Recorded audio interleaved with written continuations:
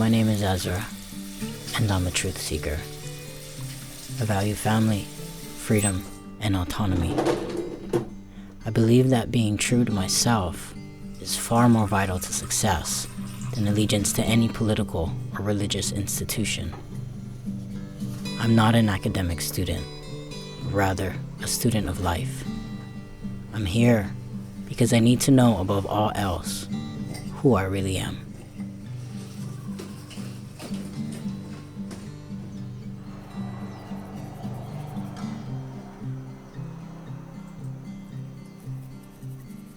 Both men and women should feel free to be sensitive. Both men and women should feel free to be strong. It is time that we all perceive gender on a spectrum instead of two sets of opposing ideals. So if someone says gender is not a spectrum, if someone says there are two genders, and that the biological research would back this up, and that I don't think it's productive to continue down this trail, certainly of a limitless gender spectrum, that's not questioning your legitimacy as a human. That is questioning the nature of the condition, the nature of how you identify and why that is the case, and the ramifications societally. I am biologically male, and I identify myself as a man. Let's say that's me right there. And then this is me identifying myself as a man. So my sex and gender are on the same side of the spectrum. But there are people whose sex and gender are not the same. He's not a scientist. I'm sure he encounters a tremendous amount of pressure to be inclusive, and gender is the hot topic when it comes to like weird science, as it were.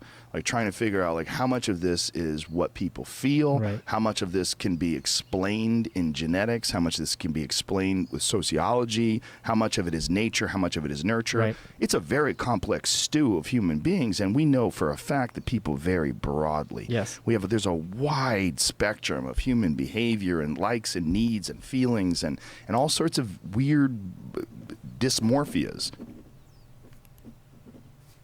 People above whatever age who were just perplexed by this. Exactly. And people now describing not gender being male or female, but that there's a spectrum. Non-binary, yeah. So humans... Genetically, in terms of your sexual preference, yeah, in terms of every dimension that's there. And to be clear, gender and sexuality are two totally different things. And gender and sex are two totally different things.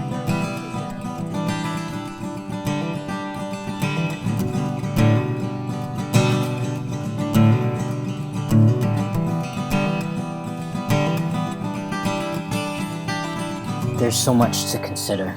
I'm not sure where to start. So, let's just go back to the beginning. I remember that day. I took it to the hospital, and I was praying for a boy really hard. And the doctor knew that. And the doctor told me to go wait downstairs. So I waited downstairs, and I fell asleep.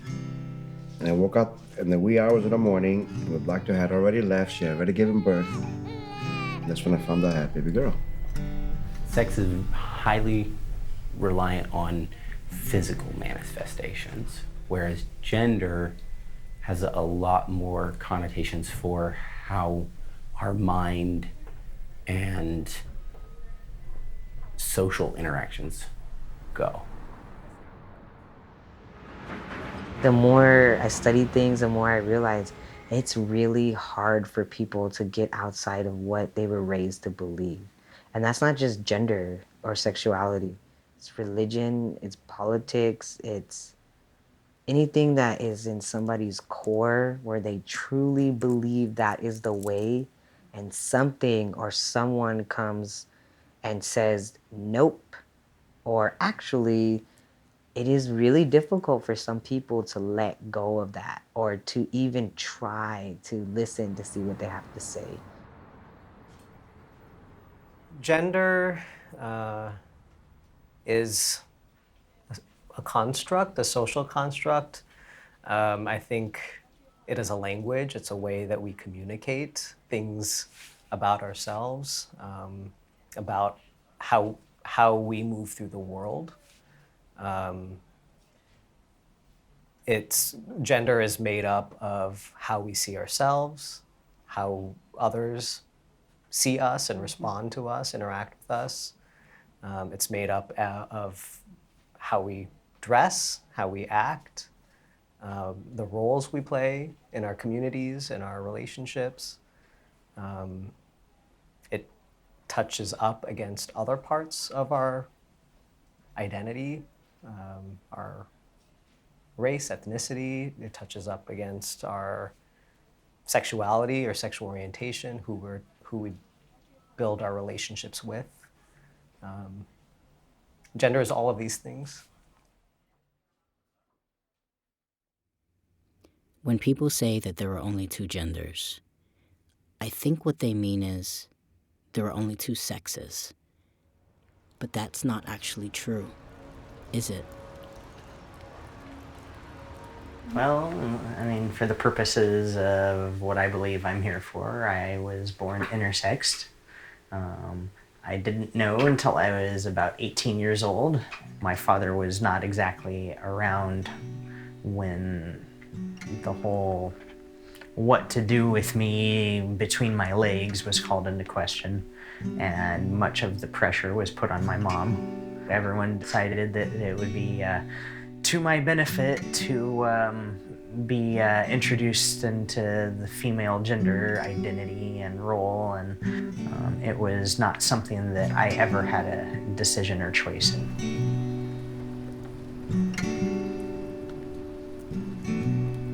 Humans by nature are programmed to grow in a female pattern. And so we all start off with the reproductive organs inside, and then we get a certain set of hormone signals that change the positions of pieces as we grow, like in utero. And so sex is the manifestation of that pattern. You know, but one is determined by genetics, but there are times where if you interfere with like hormone signals, you can actually change that. There's really one signal that actually determines which growth pattern you start down in the womb. And so normally you'd say, hey, just genetics, but it's not. For example, a person could have a Y chromosome, but they're missing specific genes that encode for specific male characteristics, so even though they're chromosomally male, they appear as what is stereotypically described as female. So you're thinking biological sex can be linked back to genes, right? Well, things get even more complicated than that. Some genes get expressed at high levels and others at low levels. So a person may have genes that express a high level of testosterone and little or no estrogen or progesterone, or vice versa. Finally, hormones like testosterone, estrogen, and progesterone bind to receptors, and some people may have lots of receptors that can easily bind to hormones, whereas others may have very few receptors. In many cases, these people are intersex individuals whose bodies do not fit into the standard definition of male or female. The bottom line is that biology is messy, and like most things, biological sex exists on a spectrum. So as much as I love and appreciate science, I understand that science can be manipulated or manipulated to persuade a certain opinion. Because let's be real, even as great as science is, that is still a man-made construct for us as humans to understand the world we live in or what's around us. And usually these scientists are cis hetero white men. Nowadays, only trained scientists can accurately interpret scientific data. Similarly, there was once a time when only priests had access to what we thought was absolute truth. But what science knows to be true today might be proven wrong tomorrow. Furthermore, history tells us that this power was once abused and can be abused again.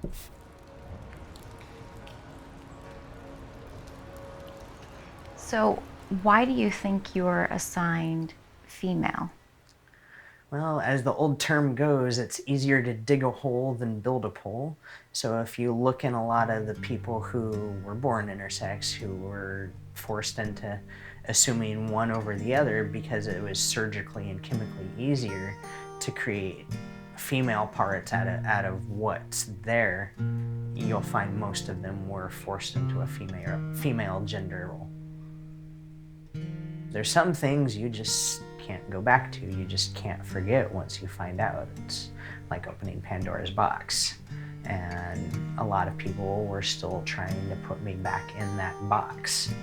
And, you know, surprise, I started having issues with depression. And I was always having to go see a counselor who didn't know how to help me. But I feel that I was sent to counseling to attempt to reinforce the gender role that was assigned to me. Why should it be something that's always taught and has to be reinforced if it's so natural?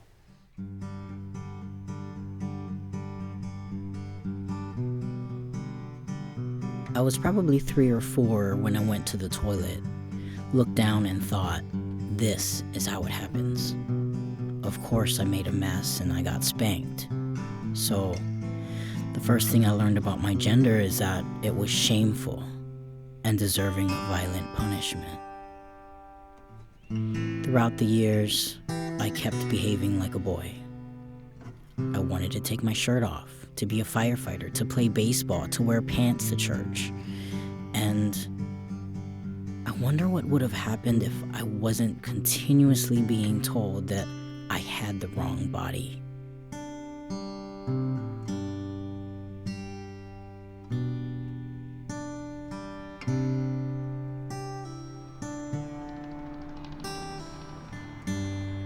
I do believe that there are parts of the brain, because I've studied a little bit about this as well. There are parts of the brain that may associate with more masculine and feminine traits and ways. But again, who's to say there's masculine cisgender women, there's feminine cisgender men, and that doesn't make either one of them less than or more than per se. It's just more of how they are. So I could kind of see, yes, and I know there's been studies saying that trans folks, their brains operate more with the gender they identify with and not the sex they were assigned at birth. I'm always going to take it with a grain of salt. I think you may be asking in part about kind of developmental milestones and how we as humans develop gender identity. That does happen relatively early on in childhood, often by the age of 2 or 3. In fact, most children don't necessarily have exposure to all the different words and all the different labels and descriptors that could be used to really kind of assign themselves a gender that most fits.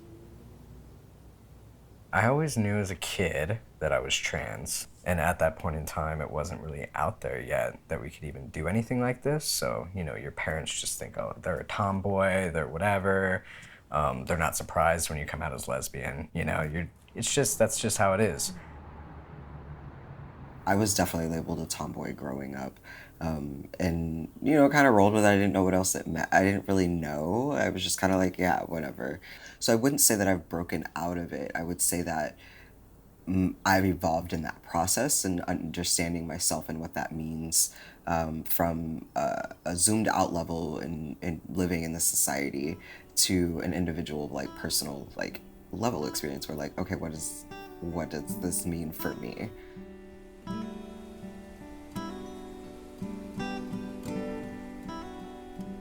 I've been a skateboarder since I was 6 years old and grew up with, you know, it was mainly little boys telling me, like, girls can't skateboard.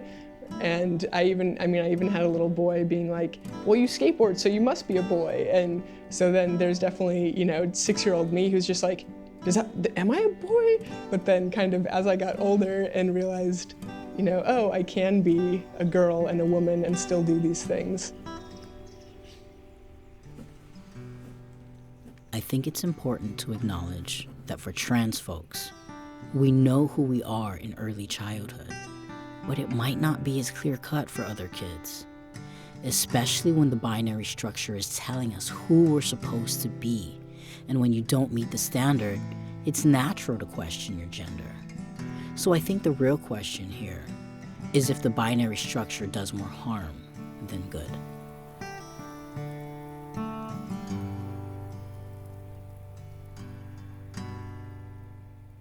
Gender roles come from societies that need to categorize everything, and I also want to go back to prehistoric times when the male was the hunter and the female was a gatherer. Like when I think about that, there is a biological aspect to that. Men are generally more physically capable of going out and doing the hunting, especially in the cold. And so I feel like it may have started as something biological, right? The gender roles. And then now we're living in a time where we can eat whatever we want, whenever we want. And so I feel like as a civilization, as a species, we're really evolving out of these gender roles, and the queer community is spearheading it. Yeah, I mean, I definitely think the need for gender roles isn't as strong. And I mean, it's also kind of just interesting to see how things have evolved. Heels used to be a thing for men, and the aristocracy, because if you wore heels, it meant that you didn't, it showed that you weren't working, that you didn't have to go out and do manual labor. And so men wore heels, and then at some point that shifted to women wearing heels. In high school, I gave into the pressure to present as a girl. I struggled with depression, anger, and low self-esteem. And I just couldn't figure out why.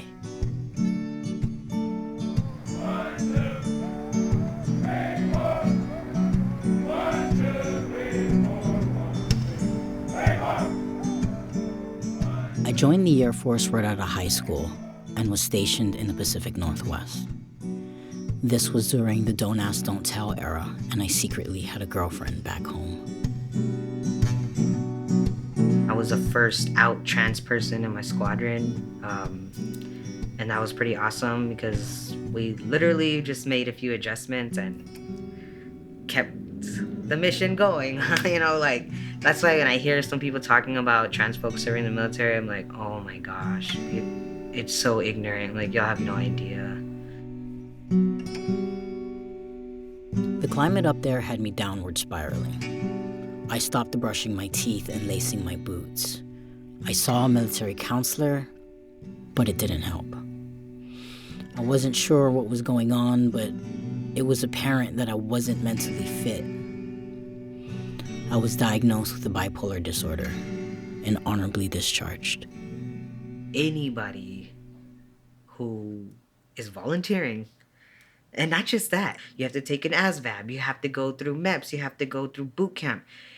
There's steps along the way that people start trickling out. They don't make it. Not trying to sound messed up, but you have to be you have to be in shape. You have to take these tests. You have to do all these things. A trans person that is willing to go through all of those things just to put on that uniform and serve, they have every single right to be there as anybody else.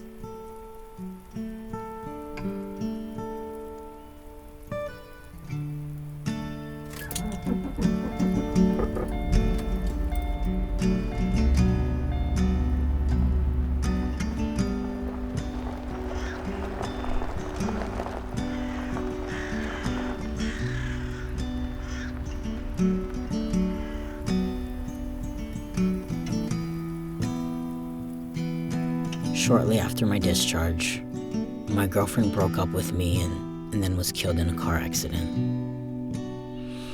And as I was grieving, I started to recall childhood memories. It seemed random at first, until it coalesced into an epiphany that I was gang raped in early childhood.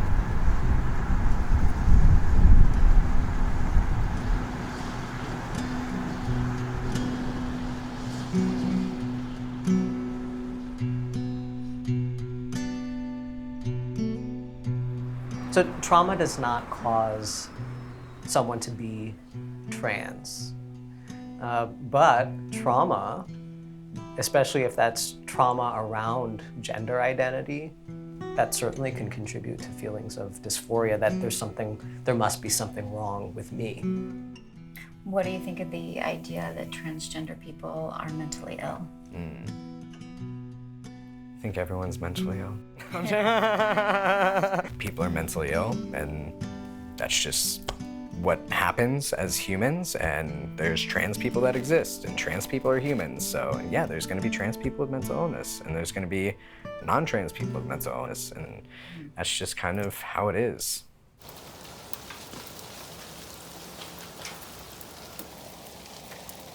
My psyche had shattered into two main parts, the masculine and the feminine. The feminine's job was to hold all these heavy emotions, the pain, the rage, the shame, the fear, the disempowerment.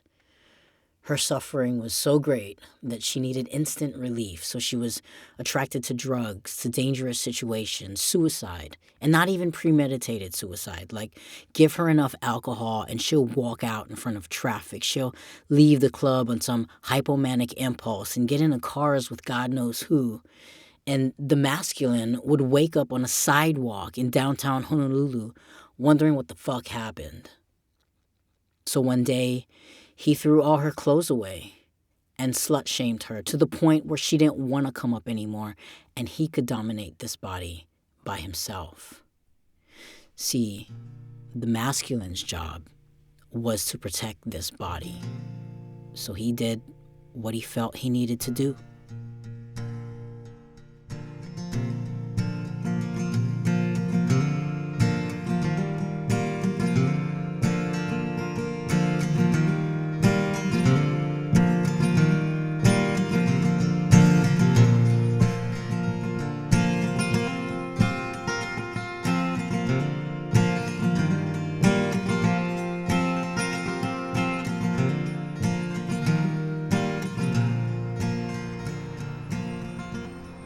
Trans people, non-binary folks, experience trauma in a lot higher proportions, a lot higher rates, even before they might have the words to articulate their gender identity. And that goes back to the question earlier about how gender is socially constructed, and the tools that societies use at times to reify gender. So what I mean there is physical abuse, emotional abuse, sometimes sexual abuse as a mechanism to control.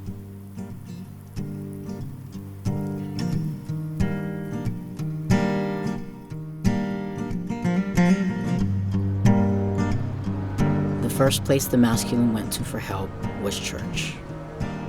At 25, I was baptized again, and I was ready to give my life as an ex-gay celibate pastor. My heart was filled with joy, and I only wanted to serve. But that didn't last long.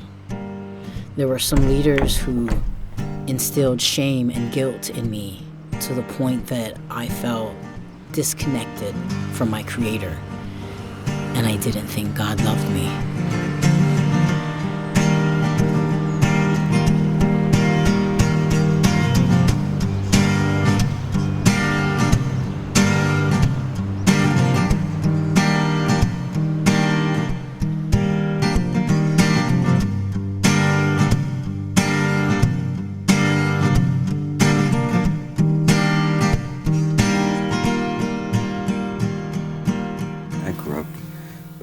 Southern Baptist Pentecostal, and I have very distinct memories of being in the Pentecostal church and like being at this convention. I can't remember the name of it right now,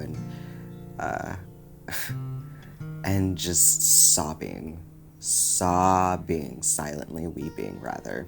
I don't sob, silently weeping.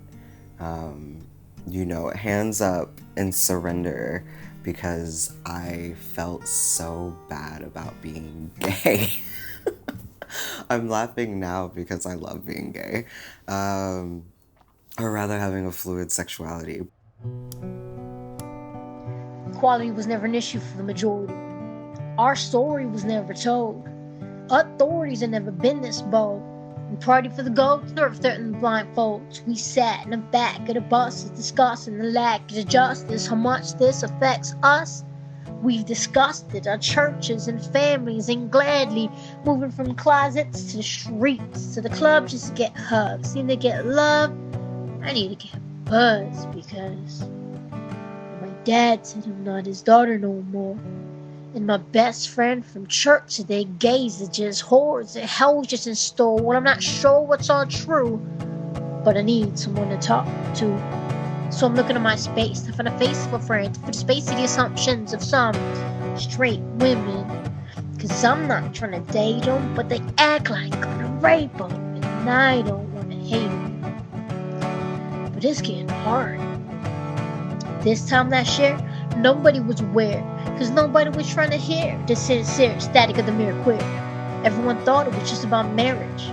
They never heard of the Yendo, Matthew Shepard, the agenda, Dr. Laws was in the hospital. So for us soldiers who fell, we couldn't tell the partners, because the don't ask, don't tell. Well, look here. This year, we'll read a new chapter of a new book, a new president, new outlook. It took a Proposition 8 to urge 5 states to conquer the hate. And wait, cause it ain't in there. I swear nobody's stopping me. I'm so close to equality. And just the prospect of the respect has got me going, and knowing that when I'm slowing, I'm still flowing. And if you still wanna hate, go ahead, but never for Christ's sake, because Jesus never said a single word about gays. Your mad respect to the church, but can you feel me? These words that I blurt, cause I'm for real and alert. Come on, let's bury the dirt.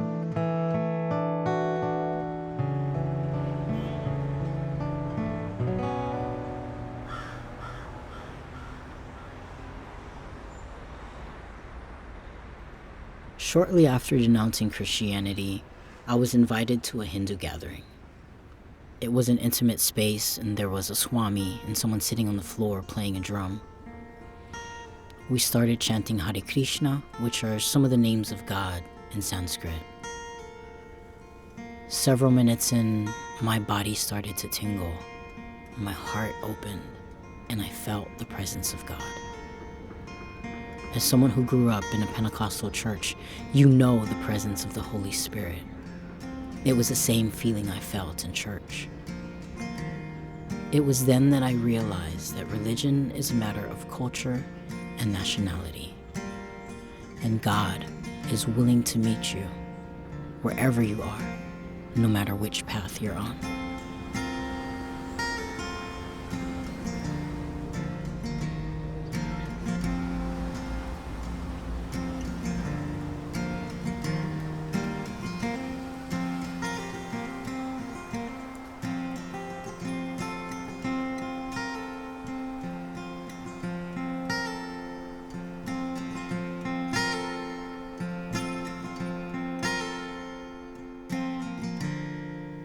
God is not about religion. It's about relationship. So it was a kind of a relief for me to see her walk away from our church and discover God on her own. That's the best discovery you can ever make, because you're going to find yourself in that picture, who you really are. In my process of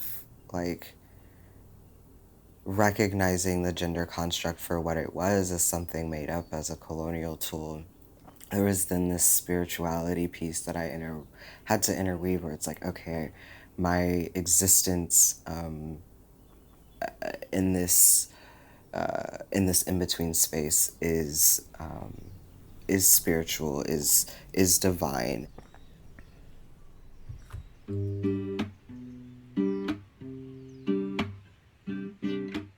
I moved to Portland, Oregon in 2017 and made it a point to stay away from my Christian family while I sought healing in New Age communities. I connected with many trans and queer folks on a spiritual level, and it was in this space that I finally felt safe enough to question my gender.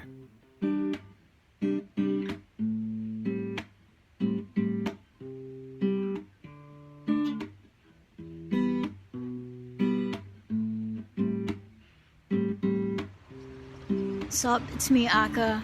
And I just ordered 4 25 milliliter doses of testosterone. I am only committed to the first dose, taking it dose by dose. I don't know how society is going to perceive me. I don't know who's going to love me. And that's okay. I'm surrendering all that and I'm focusing on what I want, which is balance. I want the freedom to just be who I am. And this space is really scary. I'm scared, but it's also expansive and I feel like there's some growth. And I don't know if testosterone is the answer for me, but the only way to know what happens when I put testosterone in my body is to do it. And so that's what I'm gonna do.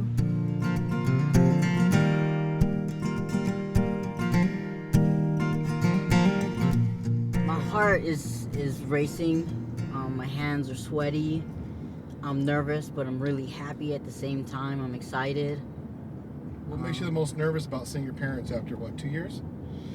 Yeah, I think the thing that makes me most nervous is how, like, the conversations that might take place, and I have to keep telling myself that I'm gonna come correct and I'm gonna come mature and I'm gonna take responsibility for my emotions.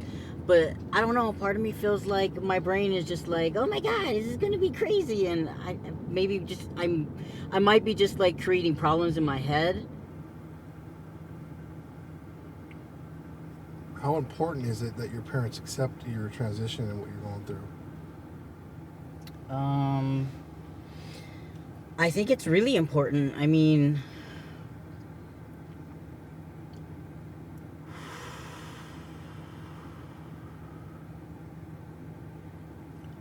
if they didn't accept me for who I am, it would be heartbreaking and it would be difficult, but I would be okay.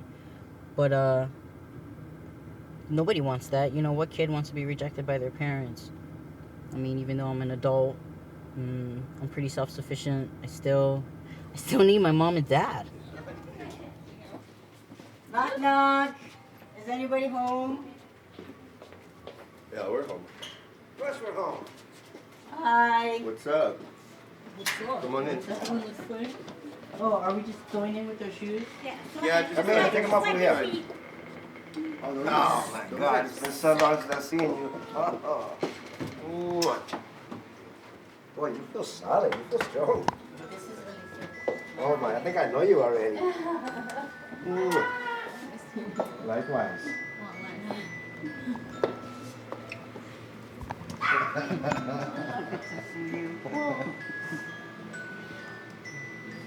Hello, you guys. David. Tommy. Hello, how you doing? Good. Come on in, come on in. Native. Native? What you crying for? I just showed up. Who's crying? How you doing? Good. How are you? Pretty good. Oh, dang. My partner, Alethia. Hello. I'm the brother. Wait, Mom's gonna pray for us. David, let's pray then. Sit back and relax. If you're the hungriest, then you pray. Okay, cool. Let's everybody no. fucking hold your hands. And I don't believe that it. this boy won't pray. Cool. Prayer to the higher ups. Thank you for this gathering that we've had. Thank you for my brother coming back. And this food is amazing. Wow. Blessed. Blessed. Amen. Amen. All that. Amen. Let's get it. Where am I almost? Here you go. Sean. Over there. He was born in 76. And I could have sworn that was Having conversations. So how do you feel about all this? Your daughter's your son. Oh, you're just gonna cut to the chase, right? Let's cut to the chase. I How do you feel about appreciate this? How do you, Dad? Let's start with Dad. How do you feel with your son here? Proud. Proud. What's your biggest struggle with it? There has to be a struggle with it. What's your biggest struggle with it? I do have a struggle with it. Is it your pronouns? What? Him, her, he, she, Luana. Yeah, that's part of it. No, it's mostly her name. I don't like her. I don't like his name either. Okay, I'm sorry, his name. I still gotta get used to all this stuff, but I thought, like back in the day, me and my wife both thought we made up her name. Because we took part of my mother's name and part of her mother's name to make Luana. And I was so proud. Oh my God, this is way back in 1981. Okay? I was so proud that we made that name up, right? And 20 minutes later, I found out that that's a common Hawaiian name. Yeah. After the fact, after I signed the paperwork, I thought we was being unique. Go ahead. Ikaika is easy for me. As a Christian and believing in the Bible, how does this affect you? Loving your child because it's your child no matter what, but then Loving God? We love God. Knowing God? So we want to respect Absolutely. God. I think that me loving my daughter, my son, doesn't matter because we're talking about love. We're not talking about rules and regulations. So we're not talking about laws and prejudices. We're not talking about racism or we're talking about none of that. We're talking about me loving for my loins, my child. No matter what my child calls herself, Helmet, Ikaika, whatever's, Luana, I don't care. I love her. And I love her the way God wants me to love her because if I screw up in my life, and I do every day, because I'm a human being, I want someone to give me grace. And God told me to give my daughter grace. You know what I love give about my son grace. Grace is not correcting your parents when they misgender you every 5 seconds. No, It's allowing them to have their own process. That's more grace because we still going through it. Yeah, and that's what I'm saying. Like I'm saying. You know what I love the going through most that. about the way mom and dad love us? What? Is that because they're like super holy roly, and I love that about them. But like with most Christians and with most religious people, the idea of being obsessed with above and below and the afterlife. There is a phrase for that. But like the obsession that comes with it and like the rules and like how to live your life. Like mom and dad love us in this world. In this world and in this moment, they love us unconditionally. Regardless of their views, I don't know if mom thinks I'm going to hell or not. She probably does. But the fact is, like that's her belief and that's how she feels. But the fact that they love us unconditionally in this world, that's all we could actually ask for. It's like they're real Christians. That's like it's like they're real Christians. Like, they're actually loving the way Jesus told them to. You know what I mean? Like that's all.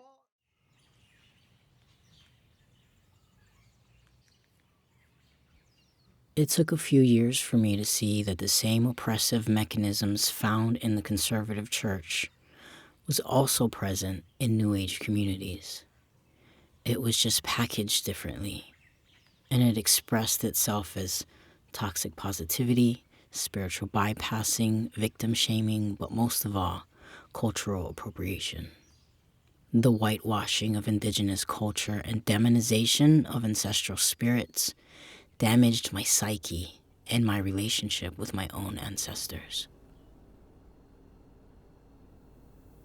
In general, I find institutions and higher ed and learning programs to be harmful whenever they're still based in colonial practices, which includes appropriation.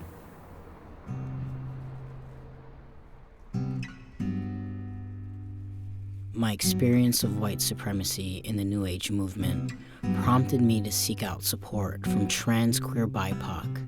And when Shay hit me up about the Two-Spirit powwow, I knew this was where I needed to be.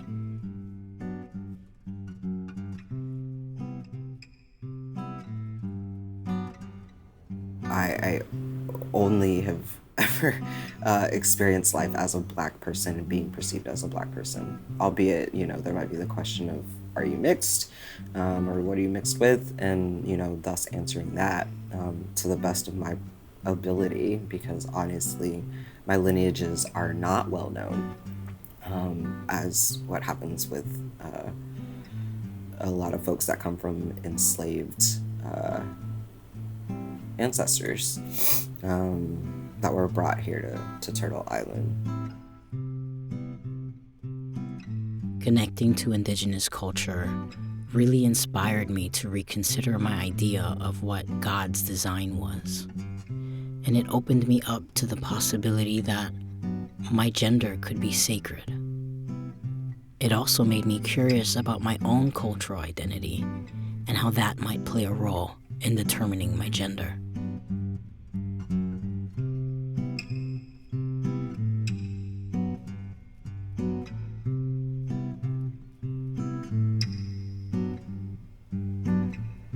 Mahu Wahine is, in Hawaiian culture, it refers to the embodiment of both Kane and Wahine energies in the same body. And while we all, as individuals, have this energy, these two energies in our bodies, according to Hawaiian belief, Mahu are people who embrace those and incorporate it into their daily life experience. Traditionally, they have been kumuhula, which are hula teachers. Also, they've been priests, healers. So they've played a very important role in guiding the spiritual wellness of the community. So it's not something new, and in fact, there's something very common to the idea of non-binary, gender identity, a role for that in many societies. So then I think that's where this piece around what role did colonization play? What role did kind of world empire play in kind of reinforcing a binary? And kind of creating a narrative where that's the norm, as opposed to what existed before, which was a plethora. You know, if we were to look at gender expression as one aspect, and look historically in the United States, or really in any culture across the world, we have documentation. I mean, we have fashion, we have pictures, we have home ec, curricula from the 50s to demonstrate that there are, in different points in time, ways in which gender expectations, gender roles, and expectations around gender expression and so forth have been constructed even kind of in more recent history.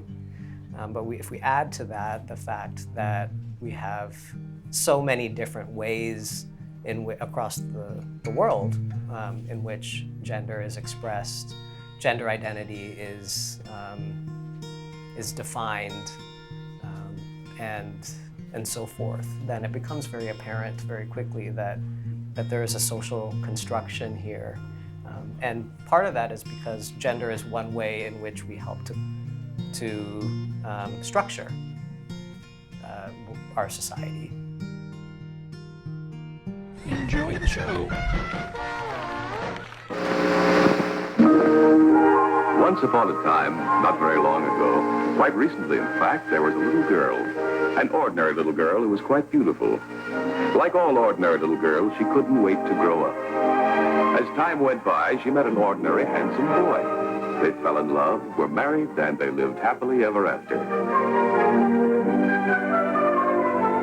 In real life, however, a girl has to work at living happily ever after. First off, our heroine decided to stay beautiful, slim, and attractive. So she went for long walks. And she engaged in competitive sports. Very competitive sports. And she won a lot of trophies.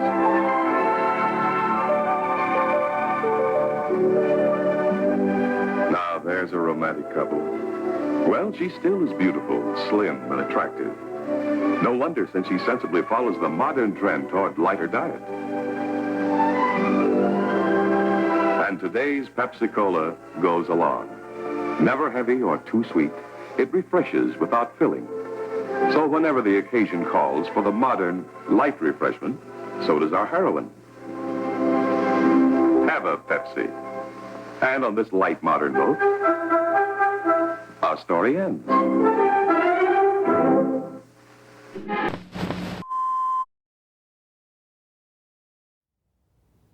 All of gender is a social construct. It's just that different societies have approached it differently. No peace! No peace!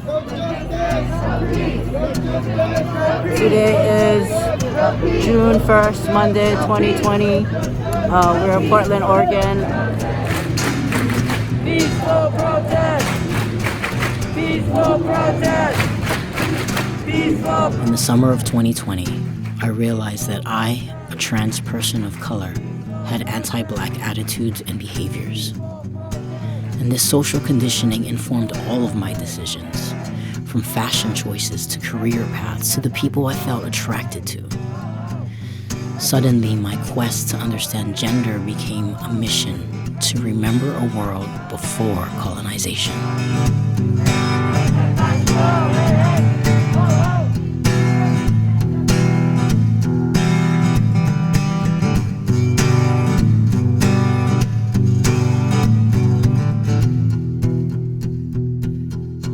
In our conditioning and in our current social construct, I'm Black before I'm anything else.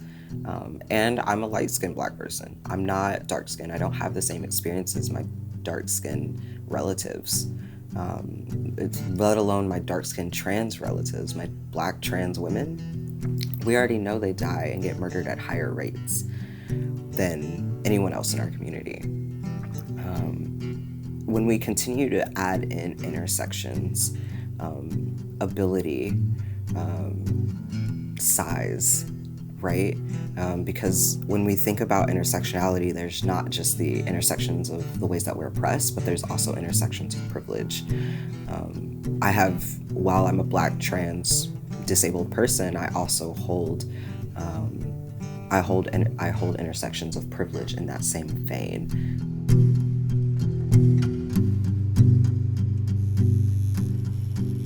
I also recognized the ways in which I stole from cultures that didn't belong to me. I felt deeply embarrassed, and I wanted to make things right. Can you share with us, frankly, how that made you feel? For me to say that I'm not Hawaiian, but I'm Mahu. Even though you said that you're not of Native Hawaiian descent, you grew up with the culture, and that's what you have to define yourself as, you know? Just like for me, when I was exploring my gender identity, I grew up here in Portland exploring kind of it from a more Western perspective. So I started defining myself as non-binary or gender fluid, which, you know, changed to Mahu, but for a time that's who I was. You define yourself by what you know and what you feel is right. So, you know, it's like, yeah, we need more people defining themselves as Mahu.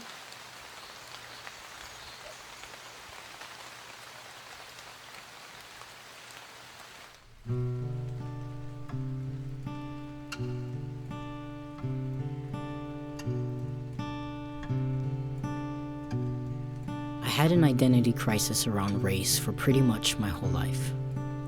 As a mixed person growing up in the diaspora, especially in a unique place like Hawaii, racial identity can feel complex and confusing. I apologize for the things I've done in my confusion. And that confusion didn't leave me until I started reconnecting to my own ancestral cultures. Entonces celebramos que venimos de un pueblo de sociedades basadas en el amor y el respeto. So we celebrate that we come from societies that come from love and respect. People, young kids growing up, they were allowed to fully explore their beings and who they were, and to participate in the rites of passage that they felt called to. It wasn't about their anatomy. It was about their spirit. Professor Alfonso said something that stuck with me. He said that our Taino ancestors recognized that the jungle was filled with diversity of plants. Some plants were masculine, others feminine. Some were mixed and others were gender neutral. And if Creator made the plants so diverse, is it not likely that we too would be rich with diversity?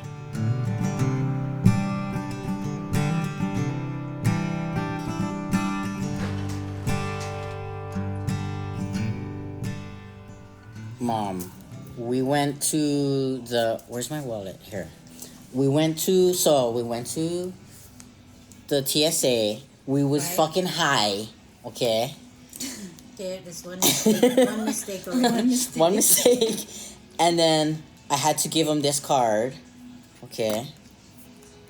I had to give him this card. Okay, because, yeah, it's on you. And then the guy tells me to, okay, wait here, let me give it to the other person. The other person reads it. Okay, come. And the guy's like, wait. Okay, and then he looks down, he fucking looked at my crotch. Okay, I fucking caught him looking at my crotch, and I just was looking at him like, yeah, I fucking saw that. Oh my God. So embarrassing. But then, okay, so we went through. So you don't have to, like, pull your pants or anything. We don't want that. Yeah, just no. Just pull it Do out? you want, like, a drape to cover? No, you want me to Okay. just pull it out? I can just pull it out. Is that what you That's fine, yeah. Alright, cool. Now we're just gonna test the area real quick. Come on. Get some gloves on. Just gotta go over that sensitive area again, okay? I'll do it in the back of my hands. How long are you staying in Hawaii for? Hopefully we're moving if we can find a place to live. Yeah? Yeah. Did you guys get all your COVID stuff taken care of? Yeah. Alright, so I'm gonna go up and down, alright? Alright, thanks. Alright, you're good. Cool. And that's that. That's that? That's that.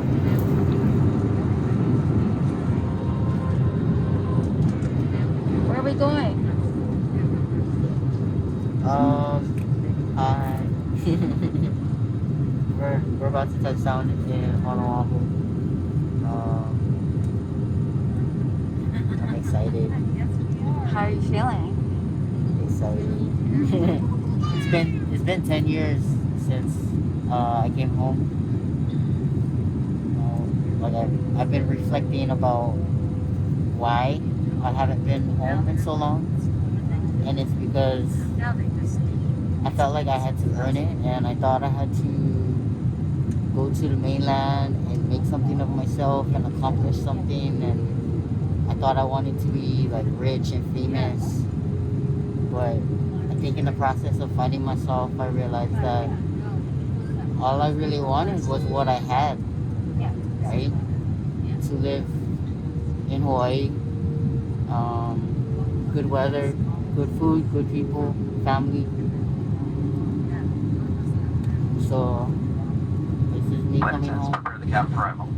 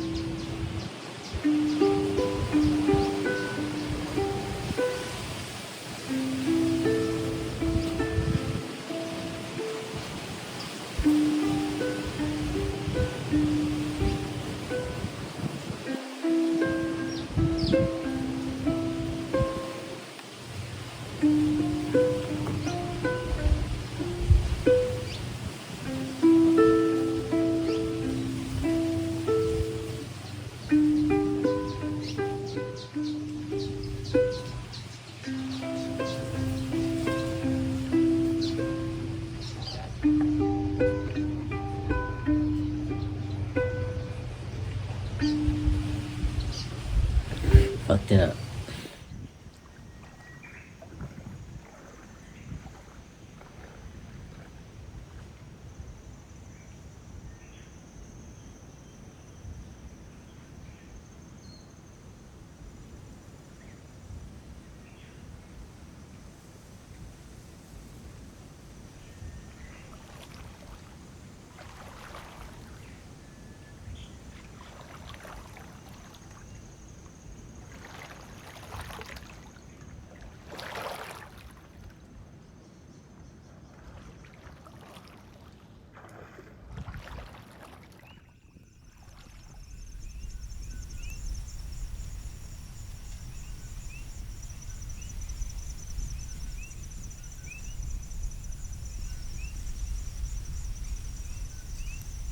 Coming back home to Hawaii is probably the best thing I could have done for my soul. Remembering who I am and where I came from, remembering the person I was before society told me who I'm supposed to be. That means more to me than both religion and science.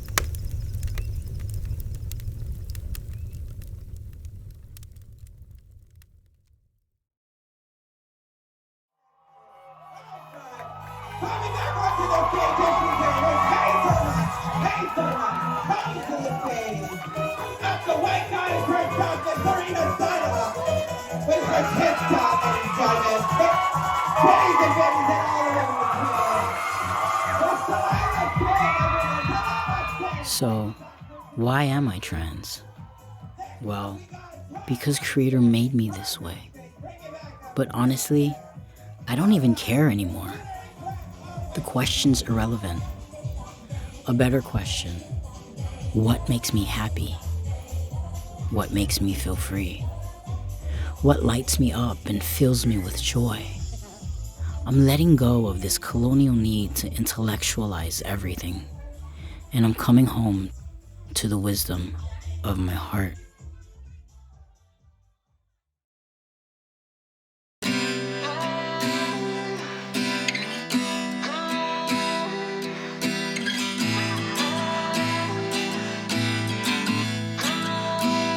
Was everybody looking?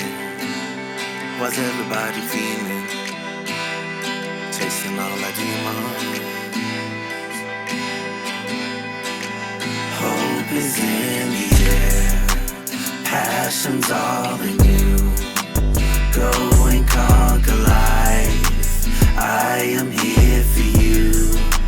Hope is in the air. Gender is more than two. As I said earlier, it is potentially how many humans are on Earth. Do you think gender is a spectrum? Why or why not? Yes. And why?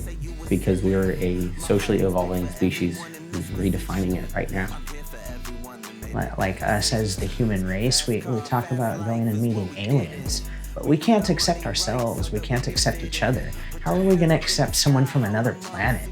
Look into your communities, like specifically to your culture. Like for me, I had to watch the Kumuhina documentary. I had to start dancing hula again. I had to start giving back to the people that taught me.